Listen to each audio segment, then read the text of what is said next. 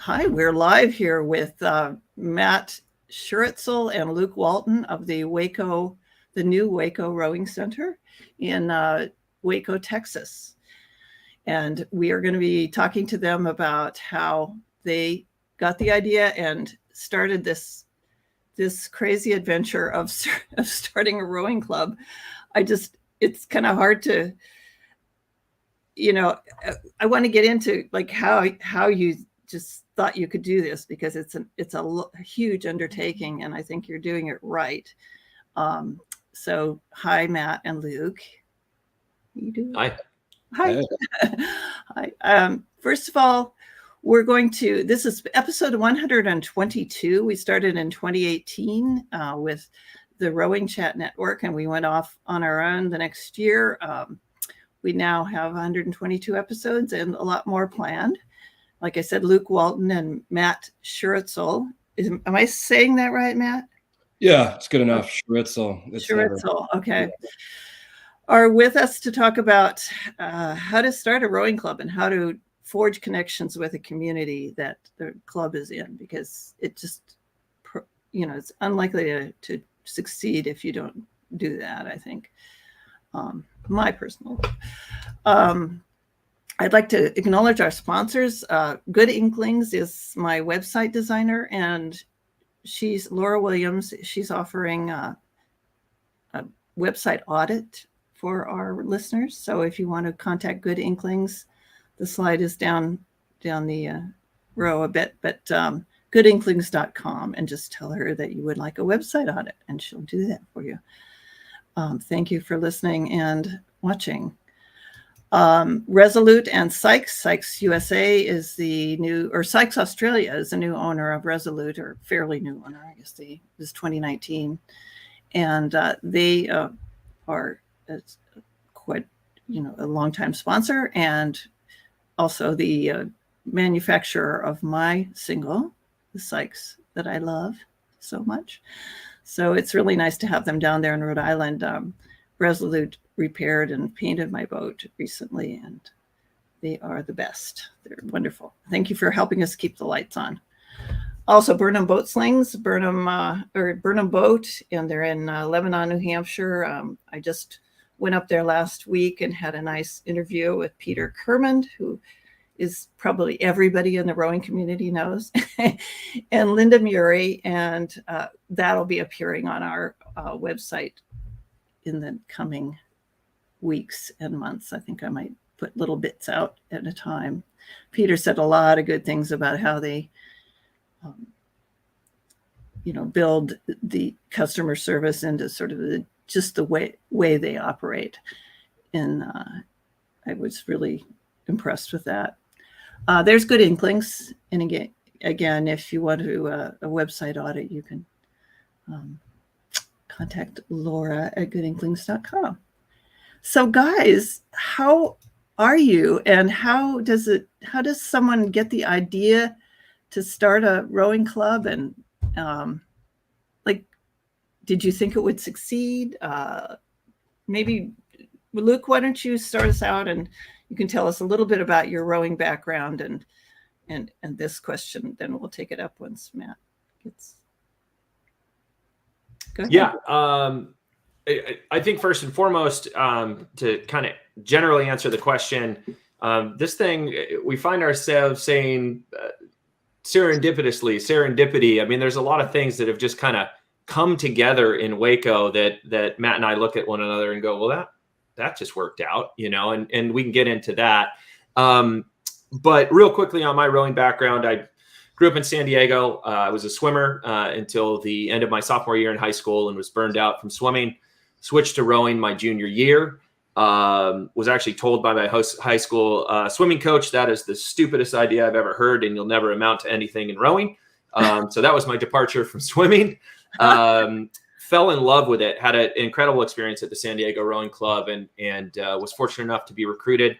I landed at the University of California, Berkeley, and rowed there under Steve Gladstone for 4 years. When freshman rowing still existed, I rowed for Craig Amarkania, and he was our freshman coach. We won the Pac-10 title back when it was Pac-10s, and the national title freshman year. and then went on to win 3 varsity titles in 99, 2000, and 2001. Rowed on the under 23 team, the senior team, and the Olympics in 2004. And then found my way across the pond, studied at Cambridge, rowed in the boat race for 2 years, and then found myself in coaching, rowing coaching, triathlon coaching, and things along those lines. Also found myself in event management. I worked with the San Diego Crew Classic Regatta from 2014 to 2019, where I was director of operations for a number of years, and interim executive director in my final year there. In 2019, I decided to go back to coaching, started a business called Rower Academy, and I work with high school athletes across the world at this point on positioning them to be recruited to row in college. And most recently, I've found myself involved in Waco, both with the youth program and also starting regattas. The first one we'll have is this fall in Waco, and so that is how we're here today. And my involvement with Waco is through finding my way to Matt, and through conversations with him, and then just seeing the promise and what's available in Waco, and really feeling there's great promise in this endeavor, and embracing it fully. That's so cool. I mean, that's a solid background. Thank you. Yeah, I just wanted to mention that readyrowusa.com is our website, and the link to your regatta registration is on there. And thank you for correcting that last night. Oh yeah, no, thank you for posting that. You know, we're definitely trying to get the word out and get as many people excited about it as possible. It's a great venue. I saw you, you spoke on the Rowing Industry Trade Association meeting last month, and I heard about that, and I thought, God, I gotta help these guys get some, make this a really solid, well-attended regatta. So, we appreciate that, and I would imagine with 122 episodes under your belt, you have just the kind of following we're looking for to get that information. I hope so. You can always use more, and that's true. That's true. Yeah, if anyone's listening, we are live streaming now. We'll put the wonderful slides that Matt designed up on our website, and all the information is available on there, including the audio podcast distribution. So there we go to all of them. So anyway, so now Matt, do you want to tell us how you and Luke hooked up and what your rowing background is? Yeah, I'll try and keep it quick. So my rowing background is I'm from Philadelphia, so that's kind of cool in general that Luke's from Cali. I'm from the Northeast, to kind of the bastions of rowing historically. I rowed at the Haverford Boys School in high school. Went on to row at Cornell. Kind of come from a rowing family. My brother's currently rowing at Princeton. My uncle rowed at Harvard. Kind of the standard rowing family. And then during the pandemic, my wife and I made a decision that we were just going to follow everybody else with the Texas effect and make a change. And so we packed our things and headed down to Waco. And I had a sister-in-law who went to Baylor, and they moved. They had previously moved from Arlington, not that much before us. And I came into contact. I would say Luke and I are program founders for what we're doing. There was an existing club, and that's what we. I see. Okay. Yeah. So that's but they've been there. It was a really, really good group of individuals who some of them knew rowing better than others, and I would say one of the best things that we've found is that we've found really, really talented individuals who don't necessarily row first. They see the impact that rowing can have on youth first. And that has been very paramount to our speed with which we are moving. But real quick, I called up some friends, John Stefanik from my old club, Dan Walsh, to come kind of check this water out, because I saw it and I was like, man, I think this is some of the best water I've ever seen in my life. So this was about what year? Last year.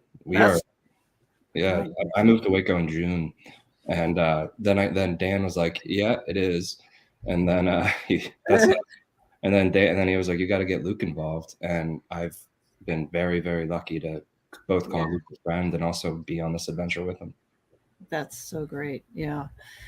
Well, what I think, as I mentioned in the beginning, is that the really cool part of this is how you've had the, insight and foresight to connect with the community and get the Waco community and sports community on board. And maybe one of you can talk a little bit about that. I'll put up these wonderful slides that you have, and again, we'll put them on the website. So no worries if you're not seeing them. But the state of U.S. rowing at the international level mirrors opportunity we have in Waco is the title of this one. And this is by a quote by Dan Walsh. You want to talk a little bit about that? Yeah, I'll start, and then Luke, I'll let you cover, since you know Dan even better than I do. So obviously, I'll let Luke talk on the state of U.S. rowing, but in Waco, it's this amazing place where you really do have the heart of Texas here. It is like, I'm maybe it's my Wacoan coming out in me, but like, Austin's not really Texas. It's and Dallas is a big city. In Waco, you really have this incredible. Yeah. It's a city that obviously the Magnolia effect has not hurt it. It's been incredible. It's the silos here are the #1 tourist destination in all of Texas, and one of the top ones in the entire country, believe it or not. And so this economy has just been restarted in this city that has so much culture in all different kinds of backgrounds. And it's just, rowing is one of the things that the community, I've never experienced a city so willing to listen and learn about a sport that can offer so much. And it's been incredible. The amount of community support we've had has been remarkable. And Luke, I'll let you touch on the U.S. part. Yeah, cool. Yeah, I guess from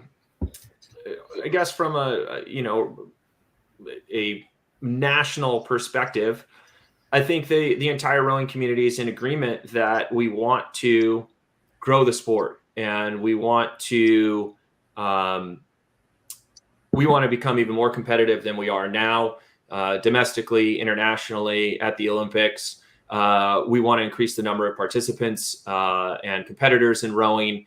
And so there's a real push to do it. And I believe in that push. Rowing has given me so much. I want to do whatever I can to contribute to the growth of rowing.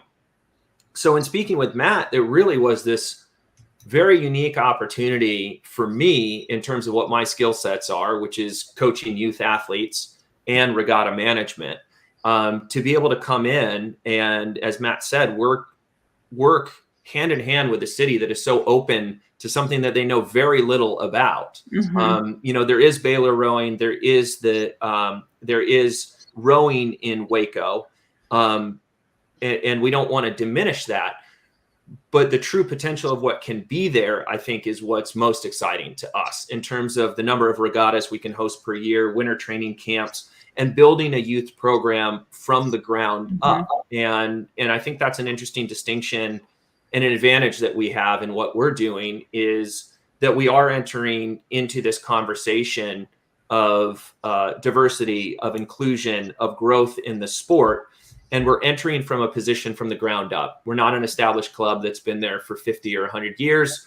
We're a new club. And so it gives us flexibility and leverage in terms of how we're approaching this, so that we are serving the community, the entire Waco community, to the best of our ability. That's so cool. Now, I mean, as someone who's been rowing for just 10 years, so I'm like a late arrival to the sport, even though I went to the University of Washington. I'm wondering what, there's a lot of emphasis on the youth. Are you also thinking about bringing on master's programs and other types like para rowing and veterans and things like that? Or I'll touch on.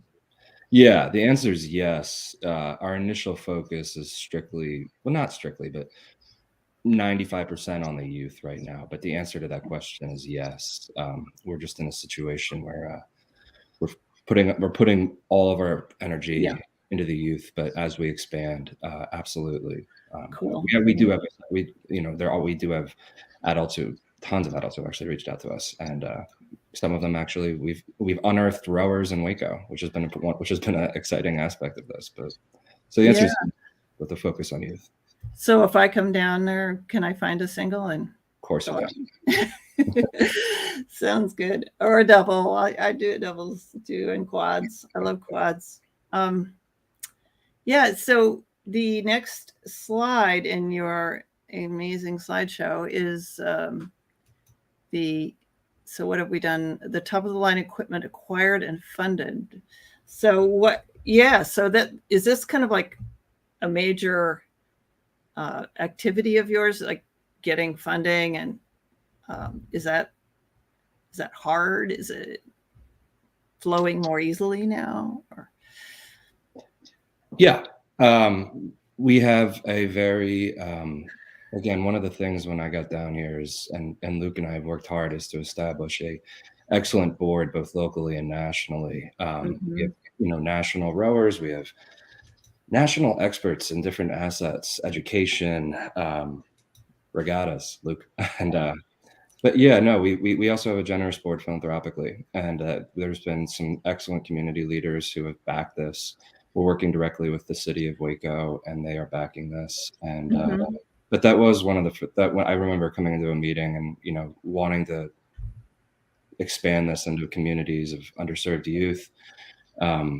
We all know it, and we're not the first ones to try and do this. We're just trying to be the ones to do it really right. And one of the things we did was we wanted to make sure that no matter what background a kid or home a kid was coming from, they were getting access to the best equipment that everybody else is rowing. And that's it's a hurdle that some clubs aren't fortunate enough to be able to jump over, that we wanted to make sure we could. I see that one of the points here is you're never going to lose a race or miss a college scholarship because of cheap equipment. Yeah, that's great. True. Are you sticking with Hudson equipment, or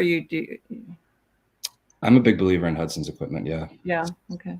Yeah, and they've been incredibly supportive of us. They're so generous. Yeah, such a great company. Yeah. Anything to add to that, Luke?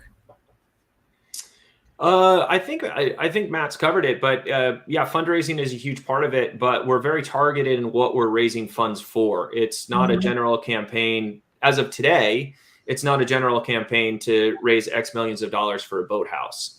Instead, we're very interested in creating funding that allows us the best programming, best equipment, and best coaching that we can provide for the athletes. And out of that, that creates proof of concept, which then will help us in the fundraising efforts for the boathouse, an eventual larger boathouse build, which we will need. So this picture of this boathouse, is that what's there now? Is that a nice building? And it's incredible. It's actually if you have the Magnolia Network or have cable on Magnolia as one of your channels, the construction of this boathouse was actually an episode on a show called Restoration Road, where one of our board members is part of the show and involved with Magnolia and Discovery Channel. And it was built by it's Clint Harp's show, and it was from Luke. You might know more than me because it's been a while since I've seen the episode. But what they do is they deconstruct these beautiful wood buildings and they bring them piece by piece and erect them. And they've done it all over the country. I mean, it's incredible work. Luke, I think you should tell about the story. I'll have to check it. Maybe in the post-production, I'll put a few of these things up on social media, because this is fascinating. It's so cool. It's a gorgeous building. Luke, what does it smell like? Yeah. I'm sorry?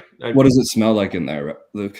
Yeah, it's amazing. I mean, these wood, the wood that's used, reclaimed wood, and is from barns that are 100 years or hundreds of years old. Yeah. And you just walk in there and it just has that established boathouse smell, right? If you've ever been in the Harbor Boathouse, or you've ever been in some of the older structures and older boathouses across the United States, you just recognize it instantaneously when you walk in. And so this, although this structure is new, the bones of it have this rich history. And so you walk in and it literally just smells like rowing. There's really no other way to describe it, but it's know what really, you I mean. walked in the boathouse and I was like, here we are. This makes sense to me. Yeah, that's so great. Yeah. So, but your plan is to build, as you expand programs, to build more, you're going to need a larger capacity. Without question. Yeah. The brick and mortar boathouse is undeniably the future, but yeah, to walk into there's a lot of incredible clubs that I have immense respect for that got their start out of a shin container. So I know, like there's so many, like even, isn't it Philadelphia Community Rowing, PCR? They've grown, but their water launch, I believe. Yeah. And it's, I've left Philly since the dredging really has been going, but even like a Malvern Prep, which is a club I grew up racing against, they start and they're incredible. I know. Incredible history. It's really kudos to them, because it shows you don't need to have a elaborate structure to have a nice. Well, now they fortunately do, but they well, it's always a good thing. But it's to be able to walk into this and have this as a starting point has been a tremendous blessing. Right. And so before the next topic we have is focused on one of my favorite rowing inclusion advocates, ARSHAY Cooper. And how did this come about? He came down and did one of his presentations with high school kids or in Waco? Yeah, I'll start, and Luke, you take over. I got in touch with ARSHAY via Dan Walsh, and because one of the things that I wanted to do down here in a town that literally really doesn't know anything about rowing or doesn't even know what a boat looked like. I was like, this is the perfect opportunity to serve a community, a sport that is incredible, to be both elite and competitive, but also to give them the life lessons that we all know rowing can grant. And it's ARSHAY. It started with him coming down, and it turned into us being a Most Beautiful Thing Inclusion Fund recipient. And he's become an incredible friend. And honestly, people just need to listen to him. He knows. I know, right? Yeah. He's been on the show a few times, and I'm trying to get him back, because we did a whole piece with all the members of the rowing crew from Manly High School, So it just, I think he's going to be huge benefit to the sport, just his efforts. I don't know where he gets his energy, actually, but it's incredible. I mean, the guy is really an artist, and Luke, I'll let you touch on it because I know you've been in rowing even longer than I have, and it's a really good confluence of events that ARSHAY Cooper is involved with us, and that we also stumbled upon a pilot school that we're really working with that has been absolutely incredible. And Luke, please tell them about VEGA High School and ISD rather. Yeah, so VEGA Independent School District in Waco, they're incredible. I mean, their openness to rowing, and from the administrative level to the parent level to the student level is tremendous. And when Matt was speaking with VEGA, they did a very smart thing, and they posted a poll, an online poll that parents and kids could be a part of, and strong support on the part of the kids and overwhelming support for rowing on the part of the parents. And so, the way that they were open to it, that's fantastic. And so, Matt and ARSHAY worked together, and ARSHAY came down and presented to VEGA. And that was an absolutely incredible experience to be a part of. Having read the book, having seen the documentary, there's a connection to it. And then to actually be able to sit in and to listen to ARSHAY, who will tell you he's a storyteller, and boy, is he ever.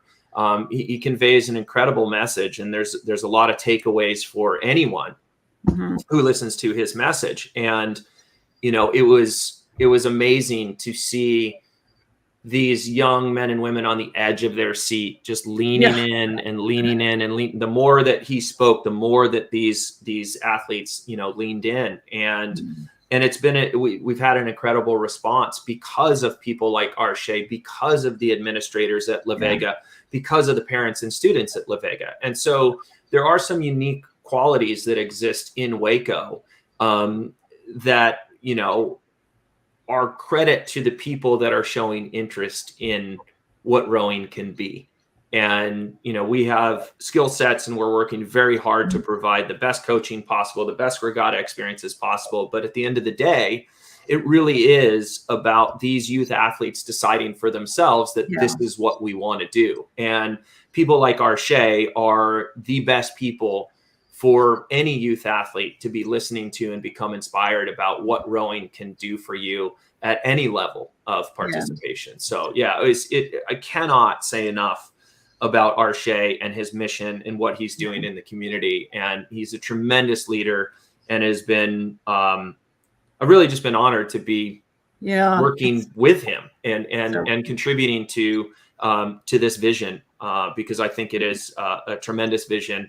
And it is the future of rowing. It really is. Yeah, I met him in like 2019, I think, or 2018, before the movie was made at CRI. And he was talking, and I think Mary Mazzio was there, who had produced the movie. And they were kind of starting that in developing the movie. But after he spoke, all these Row Boston kids came up, and there was like this crowd around him. It was wonderful to see, and just to see someone like them, speaking in a position of authority and inspiring them was really cool to see. But so ARSHAY will be he's the greatest. But we have a couple of more slides, and then we're kind of running short on time. But this is fine. We can go as long as we need to. Swimming lessons. What is this? What is the significance of this event here? I will gladly tell you. So, when I moved to Texas, I went around to all the different schools. And just to be clear, the VEGA is a pilot school. We are focusing on them first because their administration has been so wonderful. But eventually we will, not even eventually, but we are looking to expand within the rest of Waco. But when I first moved to Texas, it's obviously a poverty correlation, but it's also a Texas and Southern correlation where I moved to Waco and I mentioned to one of our lead board members who's been instrumental in this, a gentleman by the name of Steve Cates. And I was like, Steve, where on earth are all the swimming pools? It's, a lot of people have them in their backyards, but in terms of public swimming pools, there are none. So Steve, it was funny. We had some banter we got this a swimming grant from the Cooper Foundation, who has been instrumental in this. And this is something I really do take personally. You can't bring rowing into you can't introduce rowing into a community or underserved who can't swim. Not saying all of them can't swim, but it is an issue. And then it's just about building trust. So we Cooper Foundation partnered with we introduced them to the Greater Williamson County Y, and it's just not that hard, one grant, and we're getting, it's well over 100 kids swimming lessons in 2 week blocks, and it's 8 hours, and that's all it takes. And if you go on our Instagram, you can see videos of kids who were scared to jump in water on one day, and then a week later they're swimming a lap. It's not about being an Olympic swimmer. It's just about having an essential life skill.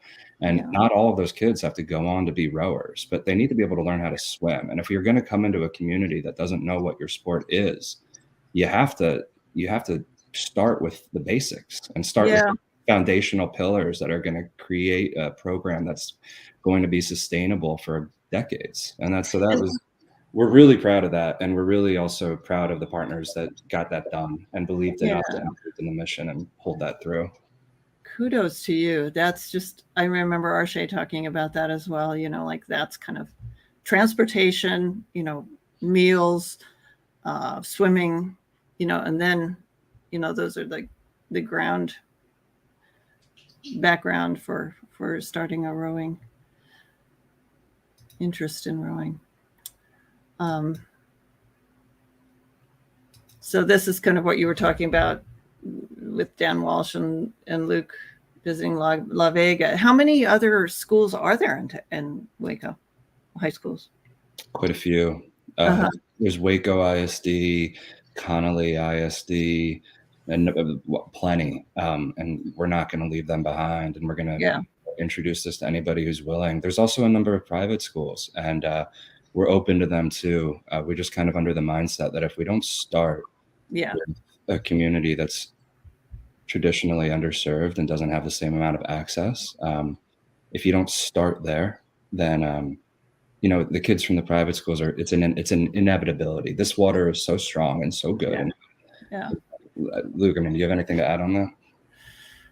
Yeah, I think you know, a mission statement for us is to maintain club status and not have any scholastic teams you know, in the boathouse. And that's not because we're trying to exclude anything or control anything, but because our vision of this is that regardless of what school you go to, regardless of who you are, it's about everybody coming together under the same roof, the same boathouse, with a common purpose. And I think that is the evolution of this. It's not, you know, true movement forward in DEI is everybody working together under a common purpose and common goal. Right. And so that's what we're looking to do with the youth in Waco. And when you say scholastic programs, you mean like some school coming in and just running their program out of you and just saying, hey, we're this high school and it's our program. You know, one of the things that I really enjoyed about my high school program, the San Diego Rowing Club, was it was a club, and it allowed me to row with people from my high school. But it also allowed me to row with a bunch of people from various high schools around San Diego who I never would have met otherwise, and who are to this day some of my best and most reliable friends. And so I believe that is critical to what we're doing in Waco, because to Matt's point, we are starting with La Vega, but eventually we want to include any youth athlete from any of the high schools who wants to come and row under this common purpose, which is competition. And yes, we are seeking greater participation, but we're really seeking competition. And we think that we're in a position to be competitive. There are so many high schools and so many student athletes throughout Waco, and getting them activated and getting them coached up. We think we can have a very competitive team here in a short period of time. Well, it sounds like you've got the secret sauce. That's just, it's so great to hear what you're doing down there. And my in-laws live in Denison, Texas, so I might be down and take an extra trip down to see you. We can do that. Yeah. Let's just recap or wind this up because we're running out of time. But what's going on this summer? Like, are there, you know, besides getting ready for the regatta in November, which is, and the date of that is what again? November 6th. November Sunday 6th. the 6th.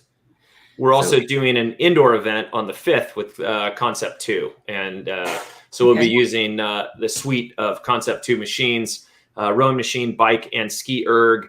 It'll be a competition that'll be lasting throughout Saturday. We're happy to get you that information. We're putting it all together right now. Katie, who's in charge of Concept 2's education and training, she's conceptualizing this event, and we think it'll be a fun event for people to experience on the Saturday. And then the race itself, we started with a one-day race as we're an upstart, but eventually we will like to make a weekend of this for sure. Sweet, yeah. And you're race director and head coach, is that correct? Yeah. And Matt, what is your position there? I'm executive director, and just really quick, because I really wanted to touch on it. It's sure. So to answer your question, is we're continuing swimming lessons. School starts earlier in Texas, so school starts in a couple of weeks, and so we're working on. We actually have a meeting tomorrow with the VEGA on finalizing some, strict fall programming. I can't speak highly enough about that that ISD. They've bought in. They've done their homework. They're just an incredible school, and they deserve the recognition that they deserve recognition because they've really. I truly believe they're going to be one of the schools that plays a major role in our sport going forward. But I've fallen in love with Waco. I've lived in New York. I lived in Ithaca when I was in college, but other than that, I've lived in New York City and I've lived in Philadelphia. So to come to Waco is a pretty big gap. And I really want to speak highly to it's been remarkable. Everybody from people on TV shows to people to private equity to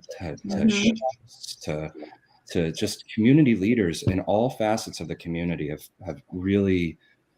It's a remarkable place. I mean, I don't need to do a tourism pitch because they're already doing quite well, but I mean, it's something that, it's not like you said, Austin, is like what everybody thinks of as the cool and groovy city in Texas. But I love it that you found this kind of previously unknown place to do this, and that you're doing something really fabulous.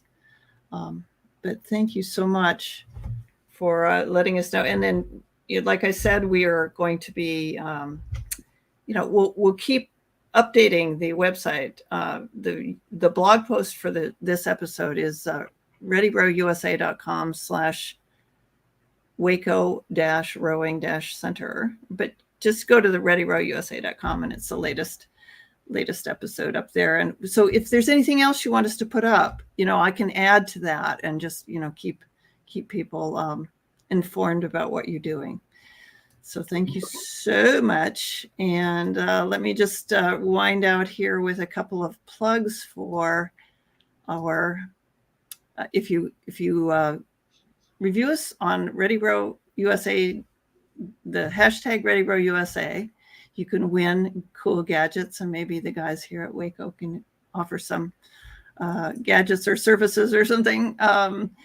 We search for the hashtag once in a while and give fun things to people.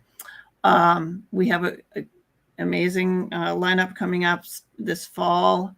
We have an episode into September about previewing the fall head races, which will add the Waco Regatta to that, and also Rowing to Recovery with Kirsten Klein, a world champion indoor rower who's very upfront and frank about her recovery and her sobriety and how rowing has played into that and or supported that. We have a lot of good gadgets and gear that we mention, and rowing. I've never met a gadget I didn't want to try for my rowing, and they've not all transformed my rowing, but I loved kind of checking them out. So send us those, and we do on the readyrowusa.com. We have forms that you can fill out. So just send us like Luke and Matt filled out our form, and now we're highlighting them on the show. So we'd love to do that for clubs if you're listening out there, or just your individual accomplishments. We'll just mention it. It's what we're all about. Gadgets and gear, I mentioned that. And then I've got a publishing company called Pierce Press. We have a sort of water-related children's book coming up, supporting the ocean conservation. And we have a couple other children's books, so piercepress.com is for that. And thanks again to Resolute Sykes, Burnham Boat Slings, and Good Inklings for sponsoring us, helping us keep the bits and bytes flowing. Anything else you'd like to say before we close out, guys? Just thank you for what you do, and thank you for having us on, and thank you for continuing to give exposure. You do a really good job, and we appreciate you having us on.